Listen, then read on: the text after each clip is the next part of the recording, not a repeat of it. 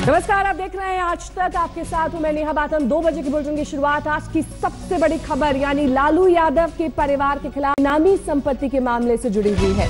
कल बिहार में घोटाले पर मची बवाल के बाद आज दिल्ली में सुबह से ही बेनामी संपत्ति को लेकर लालू की बेटी मीसा भारती और उनके दामाद की 3 संपत्तियों पर छापेमारी शुरू हो गई। मीसा भारती खुद भी इन्हीं में से एक घितौनी में शानदार फार्म हाउस सरला विला में थी, जहां पिछले 6 घंटे से उनसे पूछताछ की जा रही है। मीसा लालू की बेटी है। कल लालू के अलग अलग जगहों पर छापेमारी की गई और आज मीसा के घर पर छापेमारी हुई। वहां पर मीसा से पूछताछ की गई, उनके पति शैलेश से भी पूछताछ की गई। हवाला के जरिए पैसों के लेन देन का आरोप है, जिसके चलते प्रवर्तन निदेशालय यहां पर छापेमारी कर रहा है। तमाम दस्तावेज खंगाले जा रहे हैं। पूरे फार्म हाउस की तलाशी ली जा रही है, जिसमें लैपटॉप, आईपैड सब शामिल है। हवाला के जरिए ये आरोप लगा है कि पैसे ट्रांसफर किए गए और इसी के चलते मीसा भारती, जो कि लालू प्रसाद यादव की बेटी है, उनके घर पर छापेमारी की गई। सुबह से ही पूछताछ चल रही है। लगभग 5 से 6 घंटे का वक्त बीत चुका है जब ये पूछताछ की जा रही है।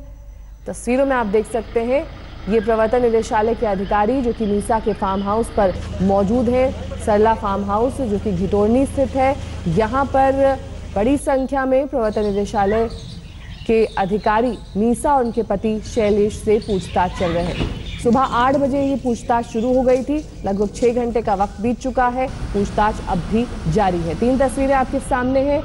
किस तरह से बेनामी संपत्ति और आय से अधिक संपत्ति का मामला मीसा भारती और उनके पति शैलेश पर है और हवाला के जरिए पैसों के लेन देन की बात बार बार कही जा रही है।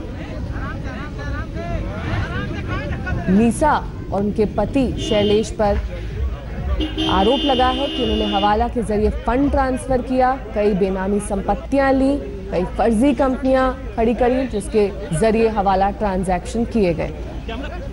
ईडी की ये छापेमारी सुबह से ही चल रही है।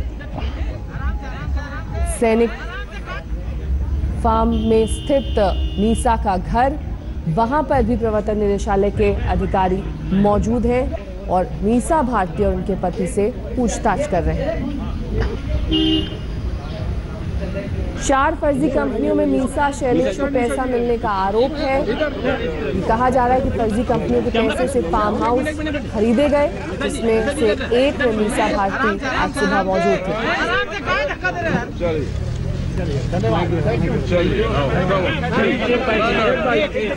घितौनी, बिजवासन और सैनिक फार्म की ये तस्वीरें, ये वो तमाम फार्म हाउस हैं जो मीसा भारती और उनके पति शैलेश के नाम है और हवाला फंड के जरिए इन्हें खरीदने का आरोप लगा।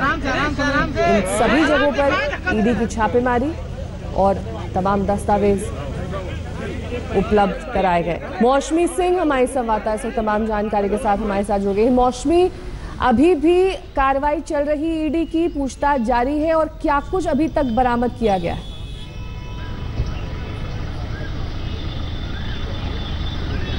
जी, आपको बता दें कि लगभग सुबह 9 बजे से ये छापेमारी चल रही है। अब दोपहर के 2 बज गए हैं, तो 5 घंटे हो गए कुल मिला के अगर कहें तो। ईडी की एक टीम यहाँ पे मौजूद है अंदर और लगातार मीसा भारती और उनके पति शैलेश से पूछताछ चल रही है। बहुत बड़ा ये फार्म हाउस सरला विला, जिसको मीसा भारती ने खरीदा था, और पूरे इस विवाद के बीच में एक और फार्म हाउस है जो बिजवासन फार्म हाउस है। बताया जा रहा है कि थ्रो अवे प्राइसेस में लगभग कुछ 1.5 करोड़ का उन्होंने फार्म हाउस लिया, जिसकी लागत 30 करोड़ से भी ज्यादा है।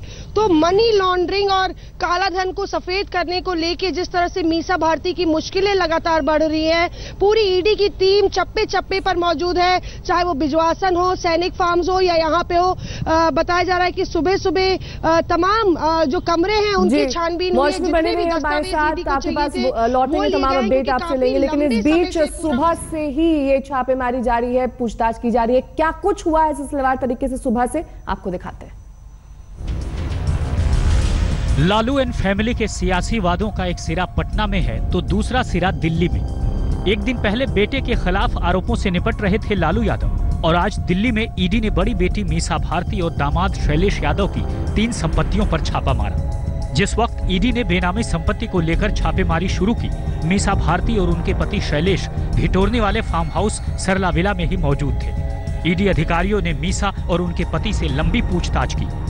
3 जगहों पे छापेमारी हुई, बिजवासन के अलावा सैनिक फार्म्स और यहाँ गिटौरनी में ये जो सरला विला है जहाँ पे मीसा भारती और उनके पति रहते हैं बकायदा, वहाँ पे भी छापेमारी चल रही है। जाहिर है ईडी तमाम कागज और दस्तावेज लेने की कोशिश में है, क्योंकि prevention of money laundering act के तहत ये पूरा मामला दर्ज हुआ था। 2002 से ये मामला चल रहा है।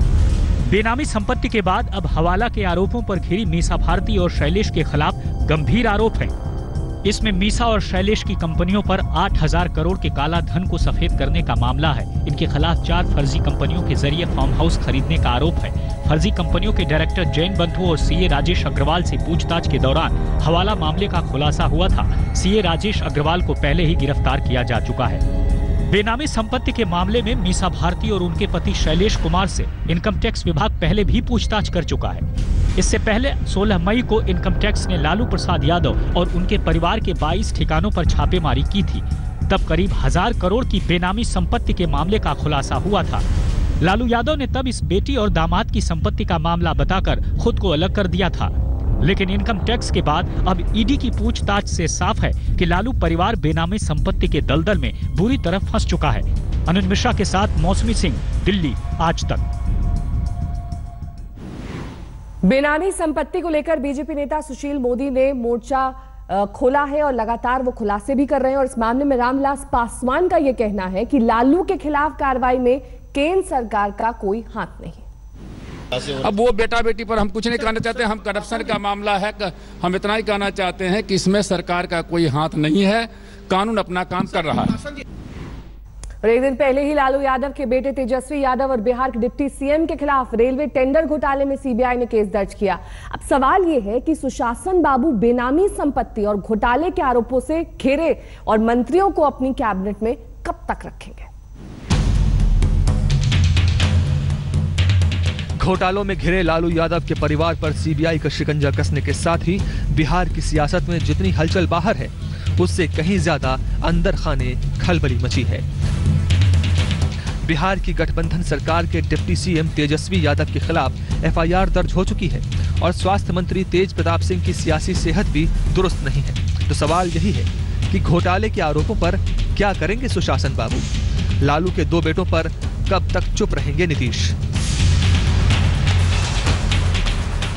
लालू परिवार के खिलाफ हुई छापेमारी पर नीतीश खामोश हैं, तो कांग्रेस ने खुलकर अपने समर्थन का इजहार किया है। लालू प्रसाद यादव के घर हुई बैठक में कांग्रेस के 4 मंत्रियों ने हिस्सा लिया। बिहार में प्रदेश कांग्रेस अध्यक्ष अशोक चौधरी ने तो पीएम मोदी और बीजेपी अध्यक्ष पर सीधा हल्ला बोल दिया। ये कांग्रेस के ऑलरेडी नेशनल स्पोक्स पर्सन ने रिएक्ट किया, सुरजेवाला ने। हम लोग लालू जी के साथ खड़े हैं। धर्मनिरपेक्ष ताकतों को बुलडोज कर रही है बीजेपी सरकार। अमित शाह की स्थिति क्या थी? अमित शाह तरीपार थे, हजारों लोगों की जान लेकर के प्रधानमंत्री बन गए। अब आज जो है लोगों को प्रताड़ित कर रहे हैं, जो उनके खिलाफ है उन लोगों के पर एक्ट किया जा रहा है। लालू यादव पूरी कार्रवाई को सियासी संकट बताने का दम भर रहे हैं और बेटे तेजस्वी को मीडिया पर गुस्सा आ रहा है। एक अफसर है सीबीआई के डीआईजी है या इस तरह थाना उनका टीवी पर आ रहा था, बहुत से दिखे हुए नहीं। ये हमको डेमोरलाइज करना चाहते हैं, हमारे पार्टी को खत्म करना चाहते हैं, परिवार को खत्म करना चाहते हैं।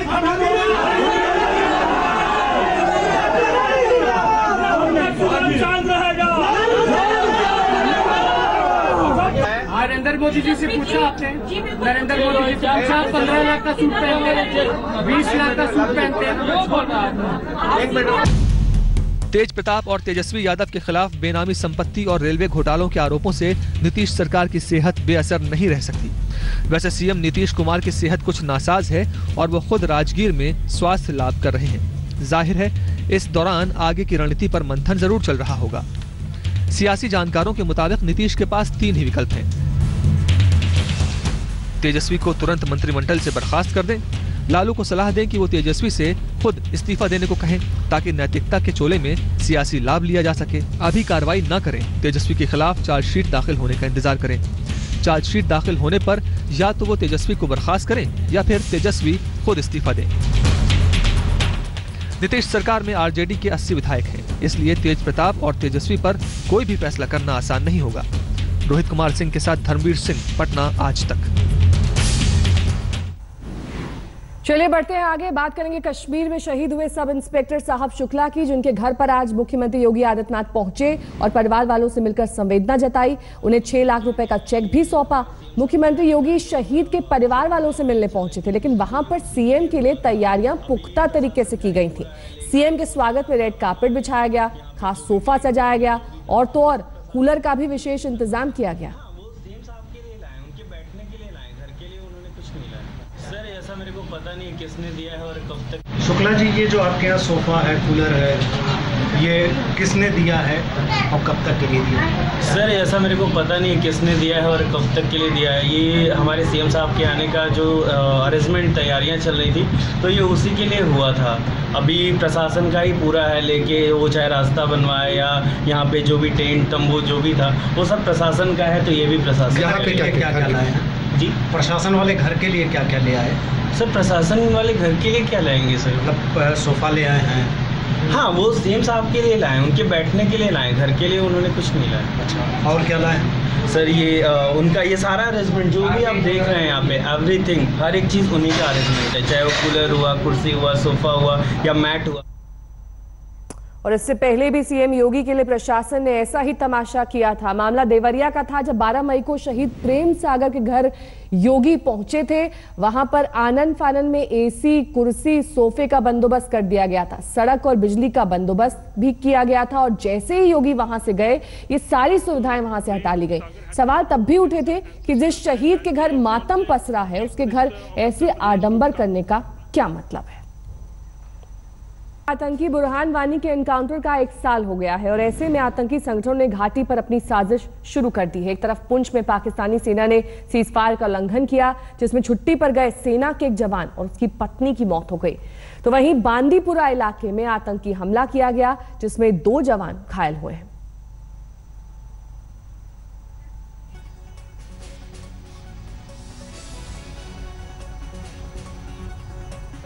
तो श्रीनगर में इस वक्त कई इलाकों में तनाव है और वहां के ताजा हालात बता रही है हमारी संवाददाता पूजा शैली। डाउनटाउन एरिया के जामिया मस्जिद के बिल्कुल बाहर हम एग्जैक्ट उस लोकेशन पे हैं जहां पे कुछ हफ्ते पहले मोहम्मद अयूब पंडित, जो जम्मू कश्मीर पुलिस के जवान थे, उनको लोगों ने मिलकर मार दिया और उसके बाद काफी एक आउटरीच हुआ। काफी पुलिस के जो कर्मी थे उन्होंने भी ये सवाल उठाया कि पुलिस जवानों की सुरक्षा कौन करेंगे। वो सिविल में थे और उनके परिवार में भी काफी गुस्सा था इस बात को लेकर। आज तक आ पहुंचा है एग्जैक्ट उस लोकेशन पे। आज सड़कें बिल्कुल बंद हैं, शांत है, लेकिन उस शांति में एक पल का भी है कि कब कुछ लोग बाहर आ जाएं, पथराव हो जाए या किसी और टाइप की हिंसा भी रिपोर्ट हो सकती है। तो इसी वजह से पुलिसकर्मी और जो सीआरपीएफ के जवान हैं वो बिल्कुल अलर्ट पे हैं। आप देख सकते हैं कि जहां तक नजर जा पा रही है, पीछे हो या उस तरफ देखा जाए, बिल्कुल खाली सड़कें हैं, जो एक तरह से ये भी बताती है कि श्रीनगर शहर में भी उतने ही रिस्ट्रिक्शंस हैं डाउनटाउन एरिया में स्पेसिफिकली जितने त्राल और पुलवामा पे हैं, जहां के रहने वाले बुरहान वानी जो मिलिटेंट कमांडर थे, जिनको मार गिराया था सिक्योरिटी फोर्सेस ने। 1 साल हो गया है उस बात को और जो प्रोटेस्ट या लार्ज गैदरिंग हो वो ना हो पाए, उसका एजेंडा सिक्योरिटी फोर्सेस के लिए है कि शांतिपूर्वक कुछ अगले दिन निकल पाए। सुधीर के साथ श्रीनगर में पूजा शाली। घाटी में सुरक्षा के हालात पर श्रीनगर में डीआईजी नरेंद्र पाल से बात की आज तक संवाददाता पूजा शाली ने। काफी कॉर्डन ऑफ एरिया आज शाम तक ही रहेगा कि आइडेंटिटीज चेक होंगी और कोई सस्पिशियस मूवमेंट होगी जो ट्रैक हो रही है? बिल्कुल, हम जैसे मैंने आपको बताया, हम पूरी तरह से चौकस हैं, किसी भी स्थिति पे नजर रखे हुए हैं और अभी तक आपने देखा होगा कि स्थिति कंट्रोल में है, टोटल कंट्रोल में है और यही ऐसे ही जारी रहेगा। सर, काफी लोगों का ये कहना भी है लोकल्स का कि बहुत इनकन्वीनियंस हो जाता है, इंटरनेट स्नैप्ड है, रिस्ट्रिक्शंस इतनी हैवी है, उनके लिए क्या आप मैसेज देंगे सर लोकल? मैं ये कहना चाहूँगा, हम उनकी सुरक्षा के लिए ही हैं। उनकी सुरक्षा हमारे लिए इज ऑफ पैरामाउंट इम्पोर्टेंस। तो उसी को मद्देनजर रखते हुए हमने ये प्रबंध किए हैं ताकि कोई ऐसी बात ना हो, उनको कोई नुकसान ना पहुंचे। क्या ये कल भी ये इस तरह की रिस्ट्रिक्शंस जारी रहेंगी या मोबाइल इंटरनेट जो बैन कर दिया गया है कंटिन्यू रहेगा, या फिर कल, क्योंकि कल स्ट्राइक की कॉल नहीं है? नहीं, ऐसा कुछ नहीं, मेरी समझ से ऐसा कुछ नहीं होगा। फिर भी उसकी हम कॉल आज शाम में लेंगे। शाम की जो स्थिति रहेगी उस तरीके से आगे इंतजाम किए जाएंगे। दिल्ली से सटे हरियाणा के कुरुक्षेत्र में गोमाता को मरने के लिए छोड़ दिया गया। 2 दिन की बरसात में मथाना गौशाला तालाब बन गया। ना चारे का बंदोबस्त था वहां, ना ही सफाई का। दलदल में 1 दर्जन से ज्यादा गोवंश ने दम तोड़ दिया और जब मामला मीडिया में आया तो अधिकारियों की नींद खुली। लेकिन व्यवस्था दुरुस्त करने के बजाय सभी रिपोर्ट खेलने में लग गए। मुख्यमंत्री खट्टर भी पूरे मामले में अब तक चुप्पी साधे हुए हैं।